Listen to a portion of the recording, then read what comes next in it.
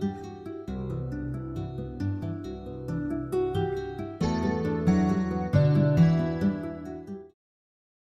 hello everyone and welcome to a repotting guide here on Larry's Orchids. Today we're going to be covering how to repot your citruses when you receive them from us.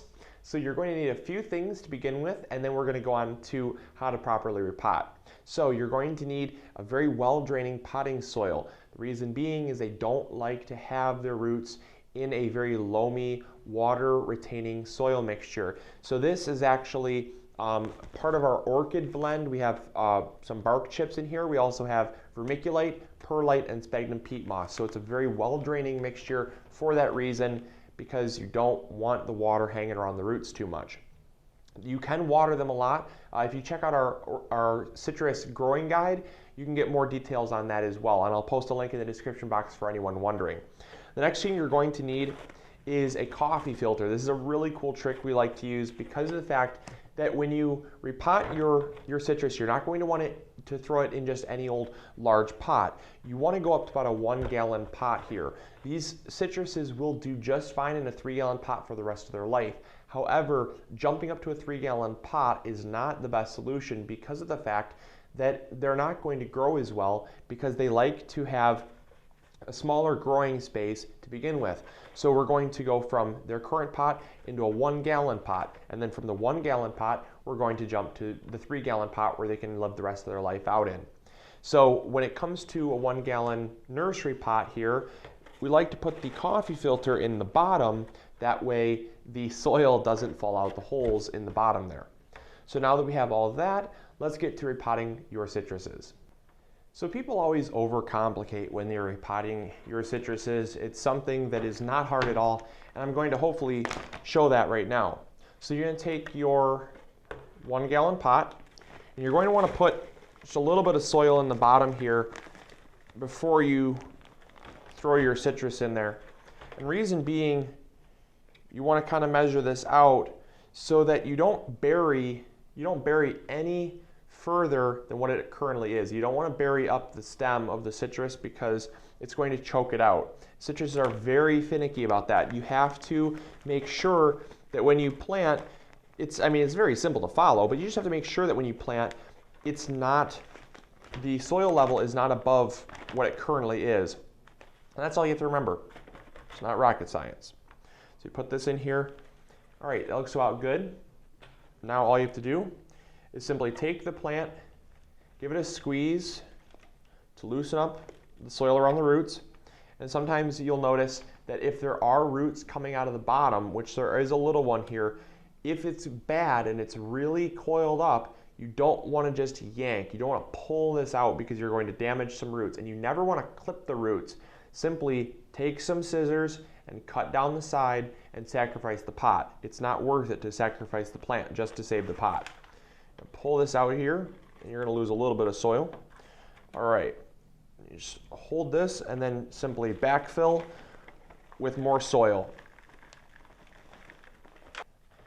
All right, now that we've backfilled, one trick that I like to use is the shake method. And when you shake it, you're going to settle any soil in that pot so that you can add more soil, because a lot of times when you water, you'll notice that the soil level drops and then you don't even have enough soil in your pot.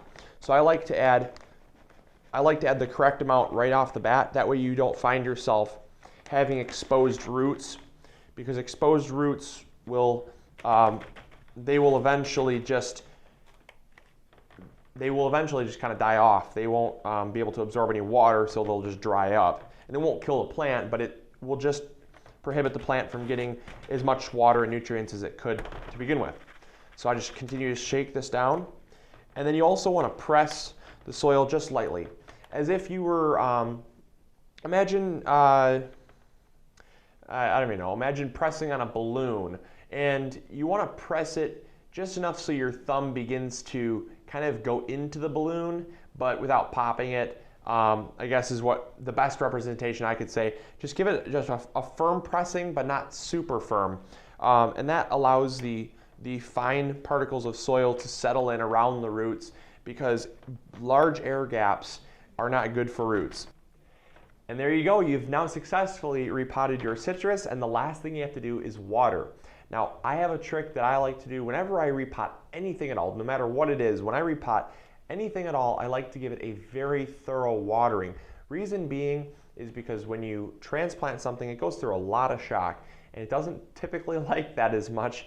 So what I like to do is I like to water until I see water starting to come out the bottom holes here, and you can just either put it outside, put it in a sink, or even put a little tray in the bottom of each plant there. And then when you start to see water filling that area underneath the pot, you know you have good water penetration into the pot, just because dry soil always tends to stress out a plant more than moist soil does. So having that good watering is going to get your plant up and growing better and faster.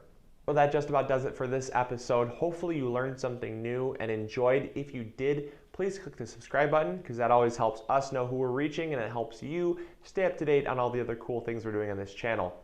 Also, if you have any friends that are into growing citruses, make sure to share this video with them, because I think they'll enjoy it as well. And lastly, if you saw anything on this episode that you thought would be helpful, we have the citrus mix for sale. We have lots of citruses for sale, so make sure to check the link in the description box below. That'll direct you to check out all of them. And also, I didn't make mention of this in this episode, but I did make mention of this in the growing guide itself. If you have a citrus that you need to citrus fertilize, they're very finicky about their fertilizer, and we do sell a citrus-specific fertilizer that I would highly, highly recommend. It is a Growmore. They're a very, very reliable brand, and is what we use in-house here, so definitely suggest picking up a jar of this. So we have a small jar and a large jar for sale, and I will also post those in the description box for you as well. So I will catch you all next episode. Make sure to stay tuned for next episode. I think you all are going to enjoy it. And until next episode, this is Luke from Larry's Orchids, reminding you that we are the #1 stop shop for all your orchid and tropical needs. Thank you. Have a great day. Bye.